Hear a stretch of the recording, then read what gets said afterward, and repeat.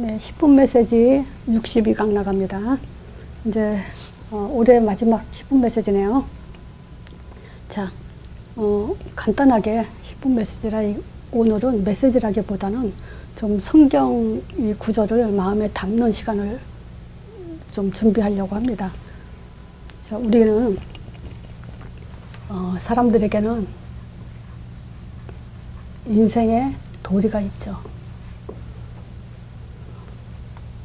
이 도리란 말은 어떤 말입니까?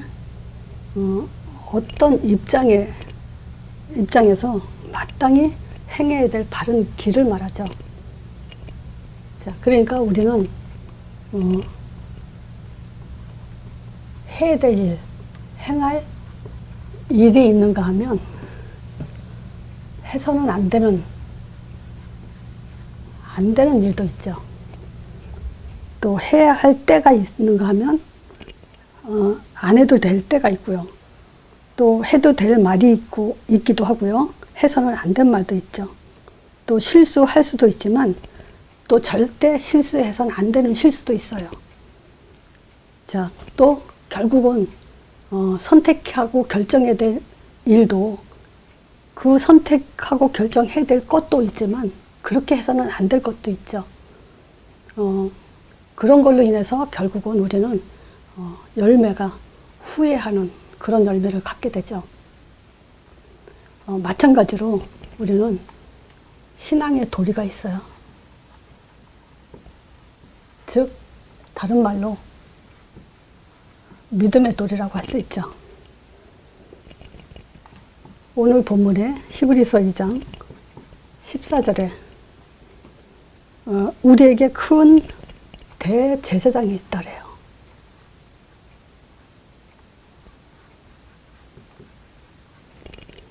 그분이 누구냐? 승천하신 자, 곧 하나님의 아들 예수. 자, 이 예수를 믿는 도리를 굳게 잡으라 그래요. 그러면 하나님이 가장 원하시는 것은요, 이 믿는 도리, 즉 하나님의 아들 예수를 굳게 잡으라는 겁니다. 그러니까 믿는 도리도 잡아야 될 게 있고 잡지 말아야 될 게 있다는 거죠. 그것이 하늘과 땅 차이고 우리 인생의 신앙의 결과를 가져오게 될 겁니다. 자, 그래서 이 히브리서에는 믿음의 도리도 있는가 하면요, 한마디로 어떤 면에서는 경고라고도 할 수 있어요. 그래서 오늘은 그 성경 구절 5가지 히브리서 2장 1절에서 4절에 큰 구원을 등한히 여기지 말라 그래요. 이게 제일 중요해요. 하나님의 큰 구원은 뭐냐? 사실은 하나님의 큰 계획이었죠. 큰 구원을 등한히 여긴다는 말은 뭐냐면 하나님의 계획을 지금 등한히 여기고 있다는 겁니다. 자, 하나님의 계획은 뭐냐? 마태복음 28장 18절에서 20절이에요.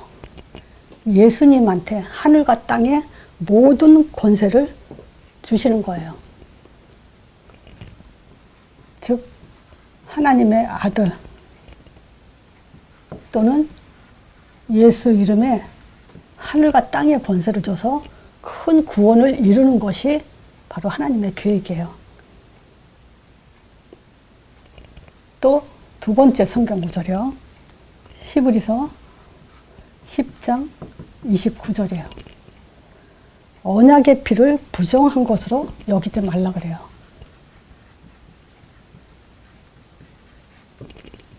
또 은혜 성령을 이것을 욕되게 하지 말라 그래요. 즉 우리는 이 십자가의 피를 지금 부정한 것으로 여기지 않아야 되고요.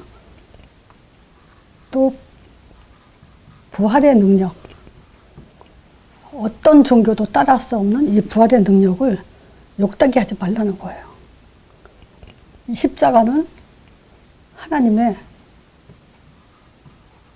모든 것이에요.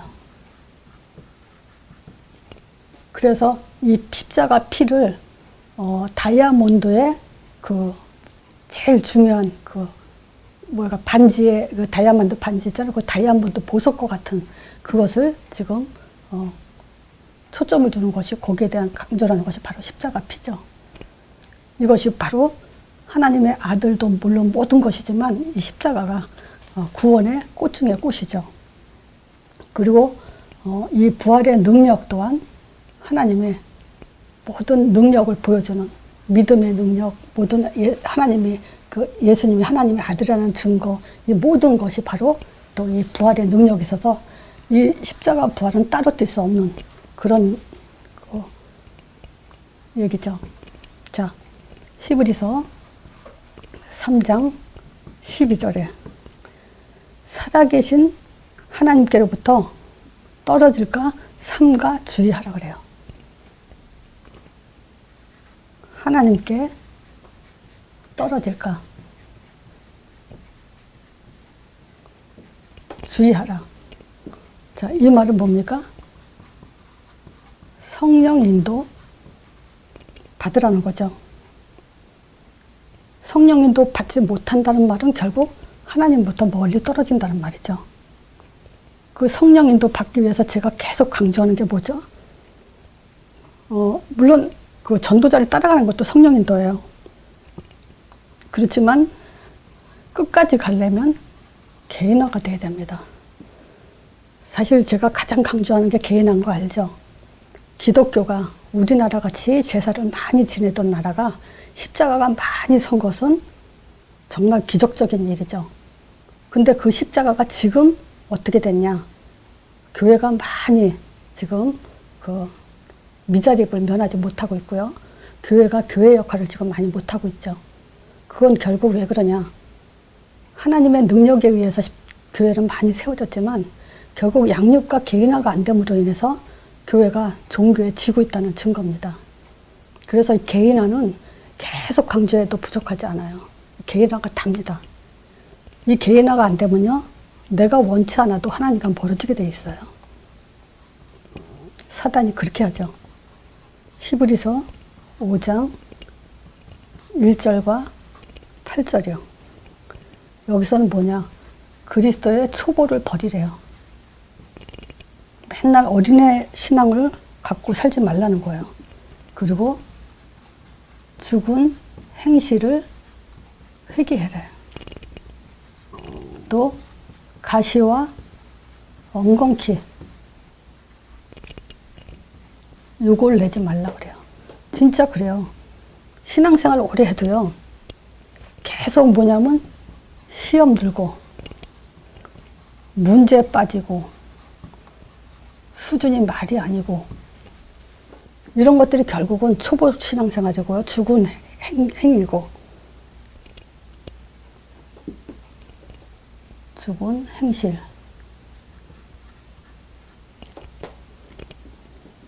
그러면 결국 어떻게 됩니까? 내 수준만큼요, 옆 사람도 죽이고 결국 내 수준만큼 열매 그대로 나옵니다. 근데 히브리서 기자가 이 얘기를 합니다. 또 히브리서 12장 25절이에요. 하늘로 쫓아 경고하신 자를 거역하지 말라요. 이 경고를 거역하지 말라. 지금 경고 중에 최고 경고가 뭐냐면요, 예수 이름에 힘이 없는 거예요. 힘을 얻지 못한. 그러면 뭐죠? 다른 것에 힘을 갖는다는 거죠. 이거는 그 설명이 더 필요가 없어요. 진짜 예수 이름에 힘이 안 되면요, 이건 다른 것에 힘을 갖고 있다는 얘기예요. 그리고 경고 중에 경고는 뭐냐? 부활 메시지요. 이거를 놓쳐버리는 거예요. 너희는 가서 모든 족속으로 제자 삼아라. 또 그 마가복음 16장 15절에서 20절 만민에게 가라. 또 어린 양을 먹여라. 이런 것들에 대한 지금 하나님의 명령을 어기는 것은 바로 그 하나님을 거역하는 거죠. 자, 그래서요, 한번 성경 구절 제가 다시 말씀드릴게요. 자, 큰 구원을 등한히 여기지 마라. 언약의 피를 부정한 것으로 여기지 말라. 은혜의 성령을 욕되게 하지 마라. 살아계신 하나님으로부터 떨어질까 삼가 주의해라. 그리스도의 초보를 버려라. 죽은 행실을 회개해라. 가시와 엉겅퀴를 내지 마라. 또 하늘로 쫓아 경고하신 자를 거역하지 말라. 요 성경 구절을요, 써놓으세요. 근데 이렇게 이 말을 누구에게 하냐? 대상자가 있어요. 그 대상자를 히브리서 6장 4절에서 8절, 요게 그들의 대상자예요.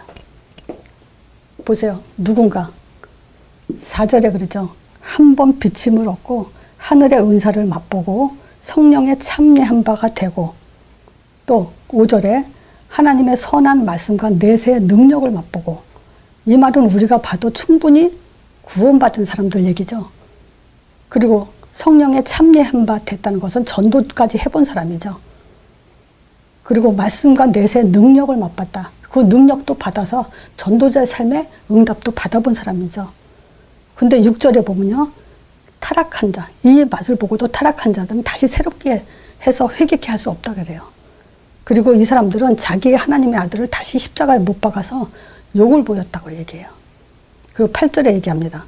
만일 가시와 엉겅퀴를 내면 버림을 당하고 저주함에 가까워 그 마지막은 불사름이 된다 그래요. 자, 지금 이 내용을 봤을 때 우리는 뭘 확인할 수 있냐면요, 복음 5가지를 믿음의 도리로 굳게 지켜나가고 있는 걸 우리는 확인할 수 있어요. 그래서 이 믿음의 도리 5가지 말씀, 이 성경 구절을요, 마음 깊이 담으면서 23년도 정말 새롭게 시작되는 그런 마음가짐을 갖는 그런 한 주간이 됐으면 좋겠습니다. 진짜 성경 구절 깊이 한번 묵상해 보세요. 자, 이걸로 마칩니다.